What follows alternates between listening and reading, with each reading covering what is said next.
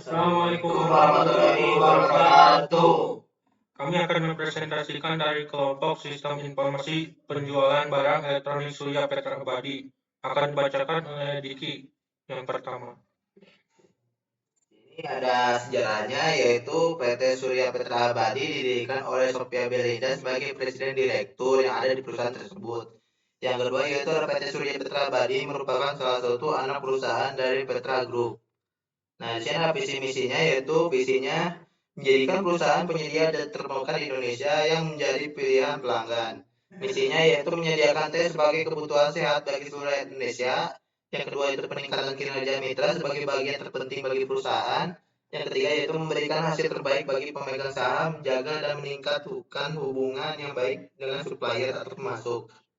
Di sini ada permodalan bisnis seperti ini.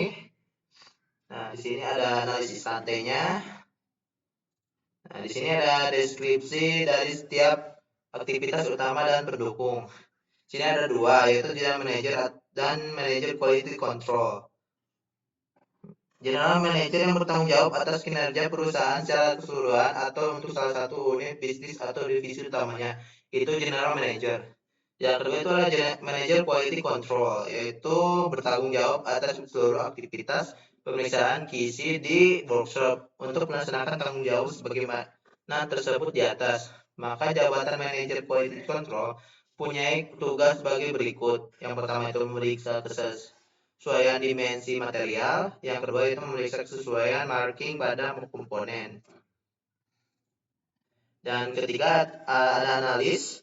Analis yaitu seorang data analis memiliki tugas untuk menganalisis berbagai macam data yang telah disaring sedemikian rupa dan diolah kembali sebagai bahan untuk pengambilan keputusan bisnis suatu perusahaan. Yang keempat yaitu ada manajer produksi dan maintain. Manajer produksi bertujuan untuk mengelola sumber daya manusia dalam bentuk tenaga kerja agar mereka mampu memaksimalkan potensi dengan tugas yang dijalani.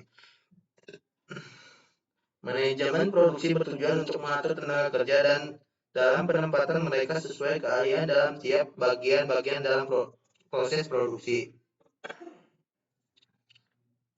Nah, di sini ada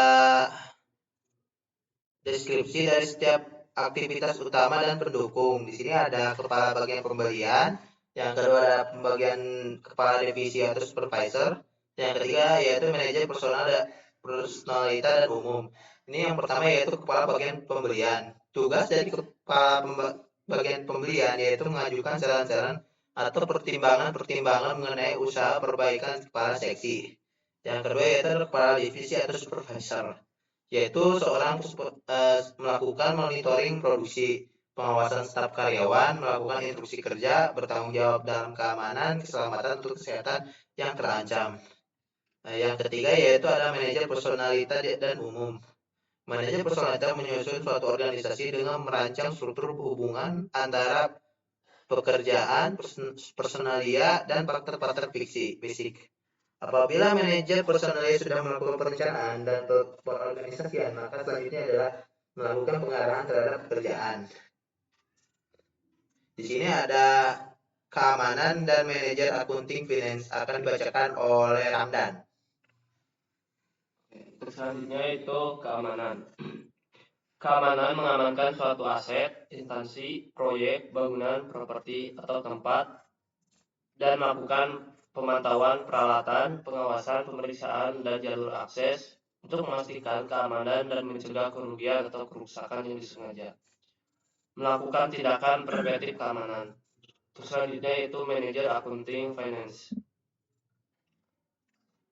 Mengelola fungsi akuntansi dalam proses data dan informasi keuangan untuk menghasilkan laporan keuangan yang dibutuhkan perusahaan secara akurat, merencanakan dan mengkoordinasikan pengembangan sistem serta prosedur keuangan dan akuntansi. Selanjutnya kasir. Kasir orang yang bertanggung jawab untuk melayani pembayaran yang dilakukan pelanggan dan memasukkan uang ke dalam mesin kasir.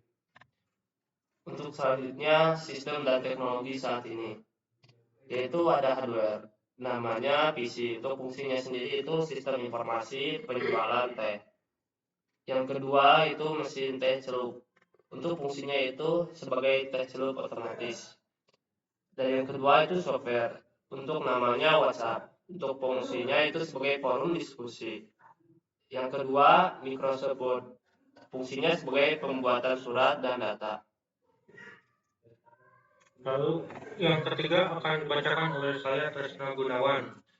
Di sini ada daftar kandidat entitas data, yaitu hasil persediaan barang elektronik. Di sini ada 1 barang elektronik keluar, 2 barang elektronik masuk, 3 stok elektronik barang, dan 4 data elektronik barang.